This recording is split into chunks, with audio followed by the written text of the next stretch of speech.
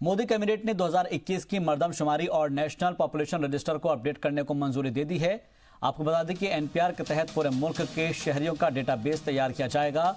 NPR में 8,700 करोड़ रुपए खर्च होंगे, जिस पर मोदी कैबिनेट ने मुहर लगा दी है। एनपीआर के लिए हर शहरी के बारे में 15 जानकारियां जुटाई जाएंगी। हालांकि ये शहरियत का सर्टिफिकेट नहीं होगा। 2021 की मर्दमशुमारी 1 अप्रैल 2020 से शुरू हो सकती है। कोई भी प्रूफ देने की जरूरत नहीं है, कोई भी कागज देने की जरूरत नहीं है। आपके सवालों को पहले ही मैं जवाब देता हूं। इसमें ना प्रूफ है, ना कागज है, ना बायोमेट्रिक है। जो आप कहोगे वही सही है, क्योंकि जनता पर हमारा भरोसा है। और इसलिए ये जनगणना और नेशनल पॉपुलेशन रजिस्टर, मैं देख रहा था अभी हमारी कैबिनेट मीटिंग नहीं हुई कि इधर टीवी पर कुछ न कुछ दिखने लगा मुझे, वो सही नहीं है। ये सभी राज्यों ने स्वीकार किया है, सभी राज्यों ने इसके नोटिफिकेशन निकाले हैं और सभी राज्यों में इसके कर्मचारियों के प्रशिक्षण के कार्यक्रम चल रहे हैं।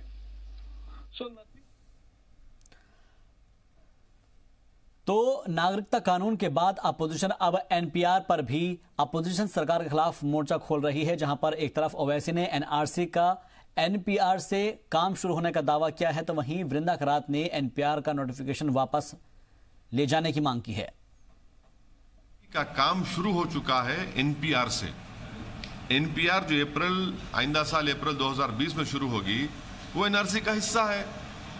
इसीलिए तो हम कह रहे हैं कि एनआरपी को रोकना पड़ेगा, एनपीआर को रोकना पड़ेगा। पहले एनपीआर जो एनआरसी का हिस्सा है, उसमें आप सब पूछ रहे हैं, सवाल पूछ रहे हैं। और है अफसोस की बात यह कि एनपीआर जब होगी तो एक लो लेवल ऑफिशियल वो किसी के बारे में कहे कि ये डाउटफुल है, और वो डाउटफुल जाएगा एनआरसी में।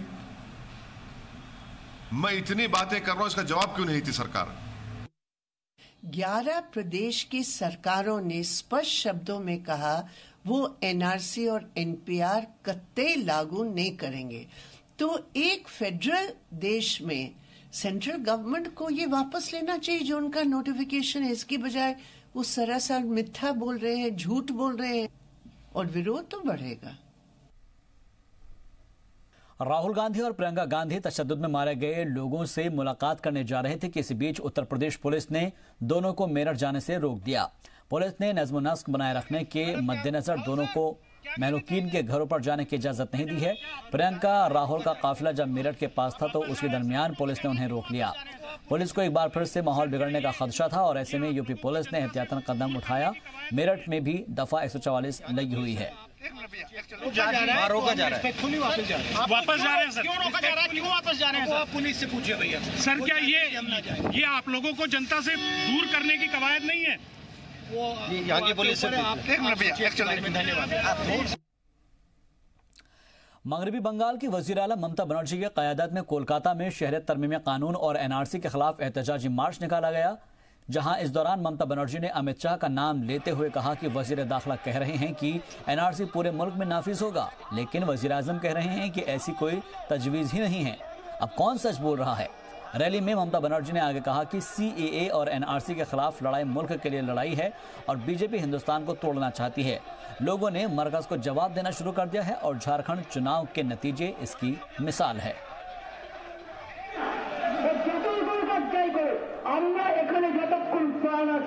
আমরা ভাগাভাগি করতে দেব না। দিতে হলে সবাই নাগরিক, জেনারেল নতুন করে কি সবাই ভোটার, এতগুলো গভর্নমেন্ট তৈরি করেছে।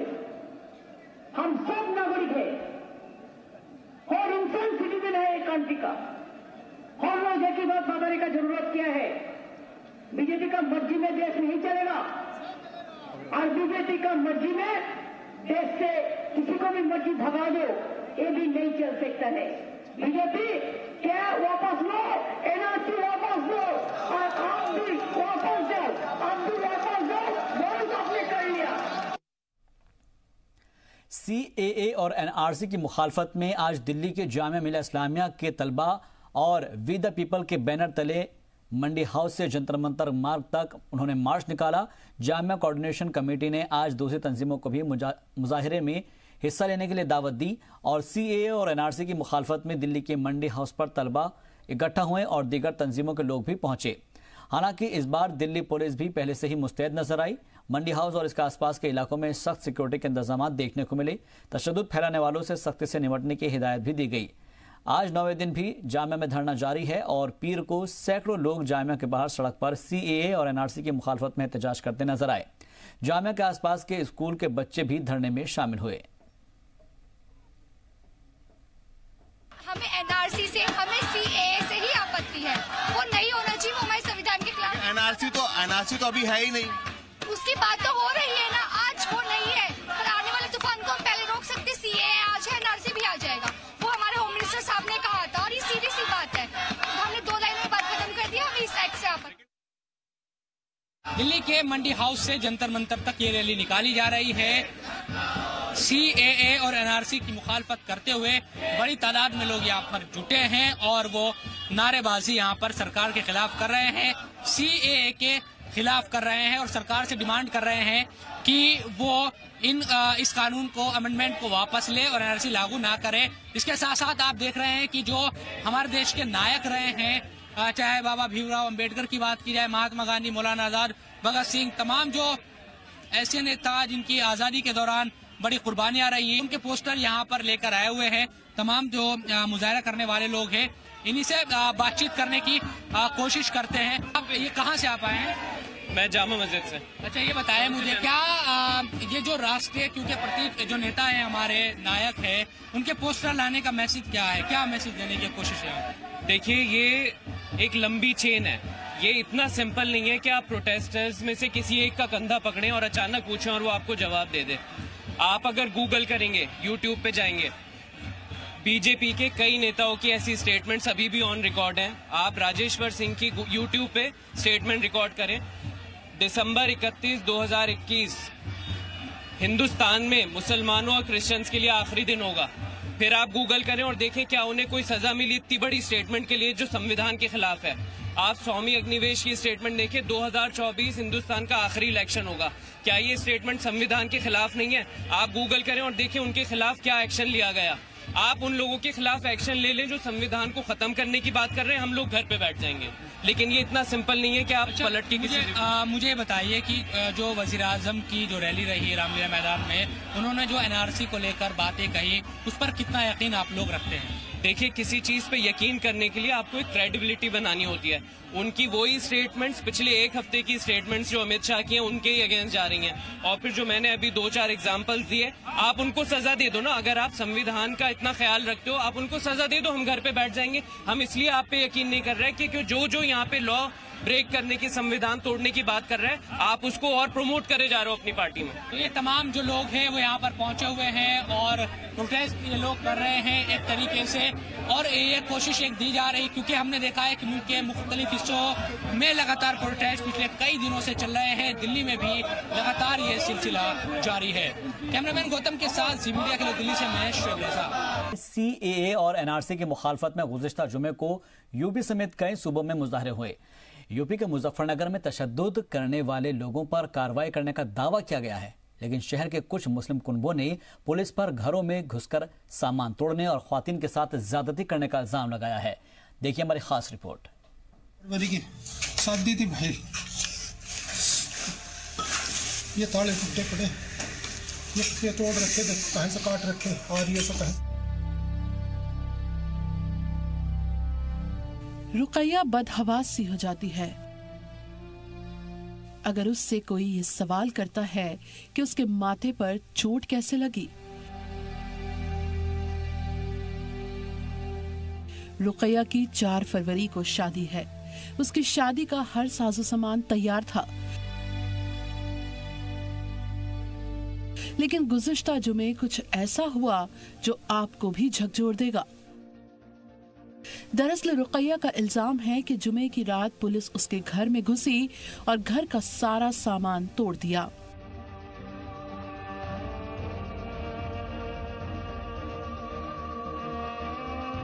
जेवरात और कैश लूट लिया और जब उसने उसकी मुखालिफत की तो सर पर पुलिस ने इतनी जोर से डंडा मारा कि उसका सर फट गया और 6 टाके आए हैं। मुश्किल ये है कि रुकैया का सरकारी अस्पताल ने मेडिकल तक करने से इनकार कर दिया है और मामला तक दर्ज नहीं किया जा रहा है। पुलिस ने मारा।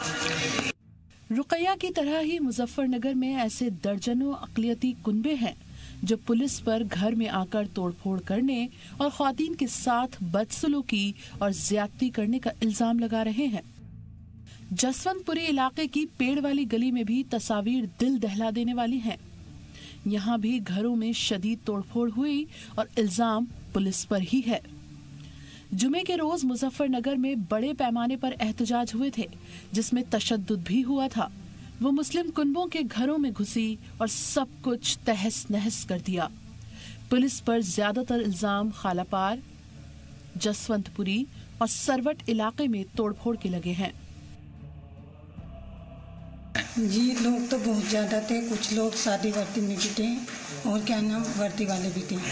जैसे इन्होंने आके गेट पीटना शुरू किया कि गेट खोलो गेट खोलो, मैंने बाहर लॉबी से निकल के देखा तो वहाँ पे क्या नाम शादी वर्दी में भी थे और वर्दी वाले भी थे। जब मैंने डर की वजह से गेट नहीं खोला, मेरे बच्चे और मैं अकेली थी, तो उन्होंने गेट तोड़ के अंदर घुस गए और तोड़ फोड़ करनी शुरू कर दी और हमारी तरफ गन करके पूछ रहे थे बताओ जल्दी कहाँ है तुम्हारे जेंट्स, कहाँ गए हुए हैं। बंदूक लगा रखी थी। बंदूक लगा रखी थी हमारे पे। हालांकि मुजफ्फरनगर पुलिस इंतजामिया ये मानने को तैयार ही नहीं है कि पुलिस किसी भी घर के अंदर घुसी है और तोड़फोड़ की है। वो दंगाइयों और तशद्दुद करने वालों पर ही कार्रवाई करने की बात करती रही है। हालांकि अब मुजफ्फरनगर के एसपी कह रहे हैं कि अगर इस तरह की कोई शिकायत दर्ज होती है तो इसकी जांच जरूर कराएंगे। गुड इवनिंग सर, अभी बात हुई थी ना, मैं शोएब बोल रहा हूँ जी मीडिया से, दिल्ली से। हाँ जी बताइए सर। एक्चुअली हमारे पास कुछ वीडियोस और इस तरह के आ रहे थे, उसमें कई तरह के कंफ्यूजन है। वो लोग ये इल्जाम लगा रहे हैं मुजफ्फरनगर से कि पुलिस ने घर में घुसकर तोड़फोड़ की और ये तमाम चीजें। तो कुछ ऐसा वर्जन आपका जो कोट किया जा सके, मैं आपसे जानना चाह रहा था सर। हमें कोई भी कंप्लेंट अभी तक ऐसी नहीं मिली है, ठीक है। हमें कंप्लेंट दें, हम जांच करेंगे, ठीक है। सीएए और एनआरसी की मुखालिफत में हुए मुजाहिरों के बाद मुजफ्फरनगर में पुलिस ने बड़े पैमाने पर गिरफ्तारियां भी की हैं। कुछ अखबारों ने शाये किया है कि इन मुजाहिरों के बाद शहर में एक शख्स की मौत भी हुई है, लेकिन पुलिस इससे साफ तौर पर इनकार करती रही है। शोएब रजा की रिपोर्ट, जी मीडिया, मुजफ्फरनगर।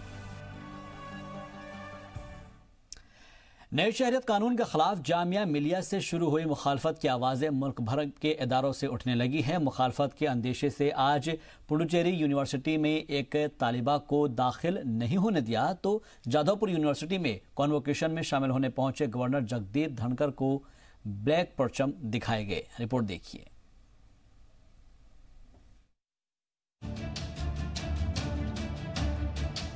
शहरियत तरमीमी कानून की मुखालिफत की आवाज दबाने की कोशिशें शुरू हो गई हैं। मास कम्युनिकेशन की गोल्ड मेडलिस्ट मुस्लिम तालिबा को तकरीब में जाने से रोक दिया गया।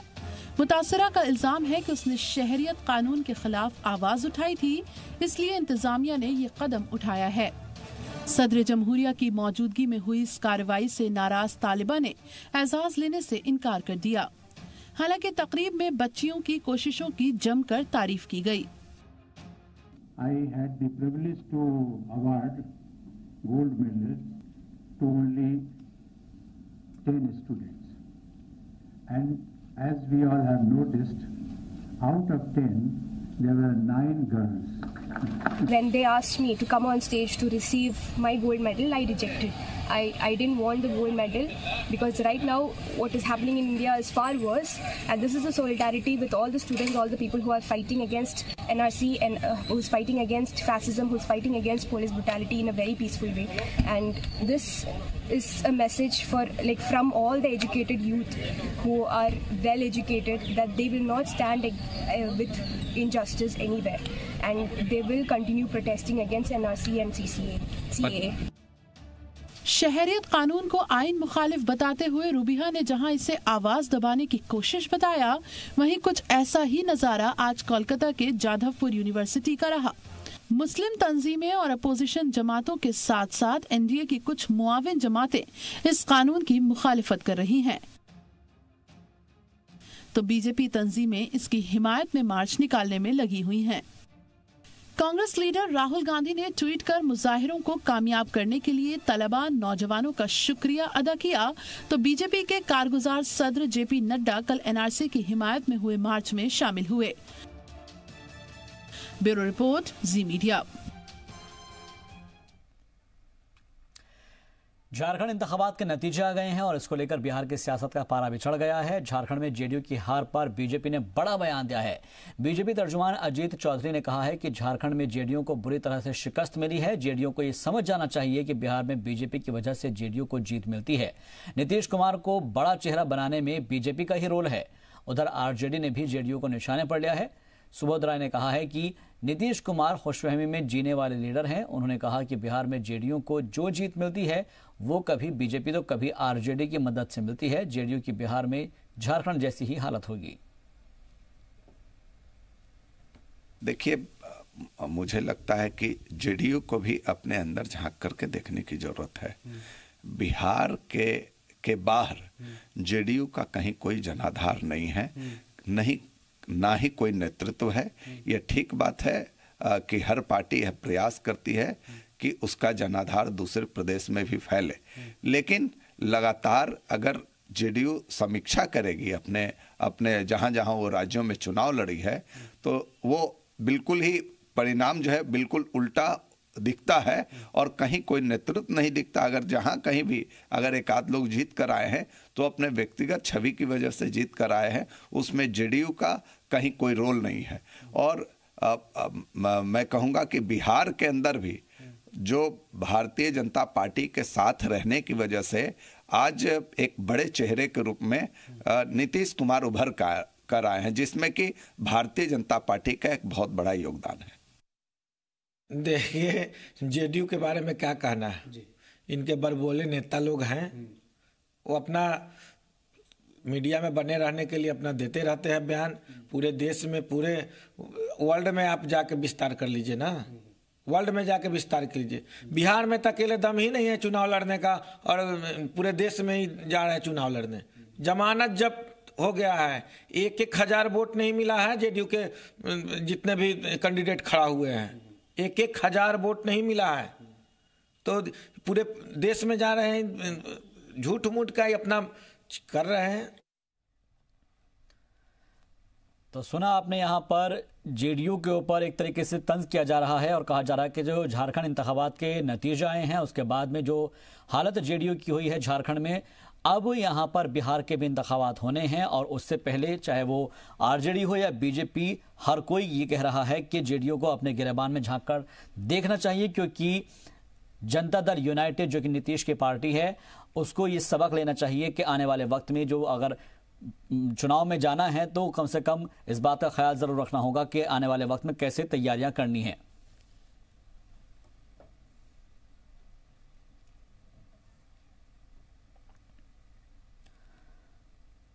और आइए बात कर लेते हैं क्रिसमस की। हैदराबाद में क्रिसमस की तैयारियों को लेकर पुलिस ने तमाम तैयारियां मुकम्मल कर रखी है और इस त्योहार के मद्देनजर पुलिस ने सिक्योरिटी के भी पुख्ता इंतजाम किए हुए हैं।